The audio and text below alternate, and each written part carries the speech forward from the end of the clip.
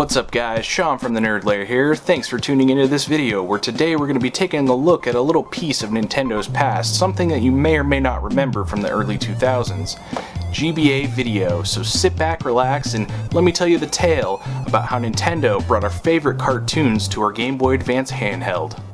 In May of 2004, Game Boy Advance video cartridges started hitting the store shelves. Licensed by Nintendo, manufactured by Majesco, and developed by 4Kids. They were video cartridges that contained a few episodes of popular cartoons. Some of the networks featured were Cartoon Network, Nickelodeon, and the Disney Channel. It was putting full color and full motion video on a Game Boy Advance cartridge. With Nintendo securing the market for portable gaming, it only made sense to move on to this. Each one featured a few episodes from a popular cartoon, with a typical runtime of 44 minutes. Shows like Dragon Ball GT had 22-minute episodes, so you'd usually only get a couple, but with Cartoon Network and Nickelodeon episodes only being about 11 minutes long, you would normally get 4. Here's the two boxes side by side, a Game Boy Advance video box and a Game Boy Advance game box. You can tell that there's a difference in height and in width. The GBA video carts were also colored white, as opposed to the normal dark gray color for the video games. And the main reason for these differences were so that uninformed parents wouldn't buy the wrong thing for their child.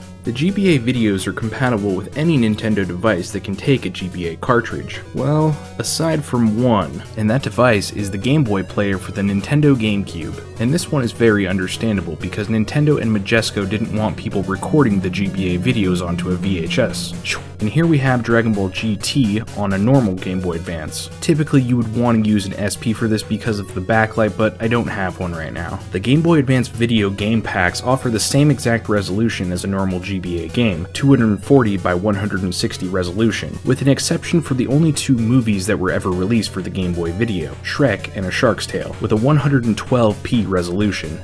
Ugh. Here's a side-by-side comparison of the Game Boy video quality versus the DVD quality. It's pretty significant, and you can see the disadvantages of the Game Boy video, which is understandable because this isn't an 11-minute episode of a cartoon. It's a full-length movie that had to be compressed down to fit onto the cartridge. But when it came to the actual cartoon packs, there wasn't a whole lot of difference that you were sacrificing. There is some that you can notice, but really it wasn't that big of a deal. And seeing as how Shrek and Shark Tale are the only two full-length movies on the GBA video, I think I'll be okay without them. The average price for cartoon video packs like these ones ran you about $10 each, but if you wanted to buy a movie pack, they would cost you about $20, which was a hugely affordable alternative to buying a portable DVD player, which back in 1998 when they first came out would cost you around $1,000. However, the Game Boy Advance Video was Nintendo's answer to the Hasbro Video Now player. It was released 1 year earlier in 2003 by Hasbro and Tiger Electronics. It used 450 megabyte mini optical discs, which only played videos in black and white, and didn't feature a backlit screen like most of the GBA compatible devices, although there were newer models of the Video Now that did feature color and a backlit screen.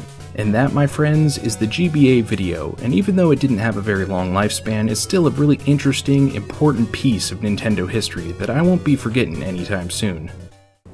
Why hello there, one person that stayed till the end of the video.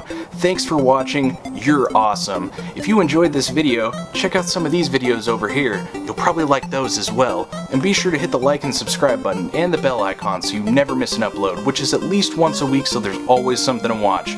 Stay nostalgic, and I'll see you next time in the Nerd Lair.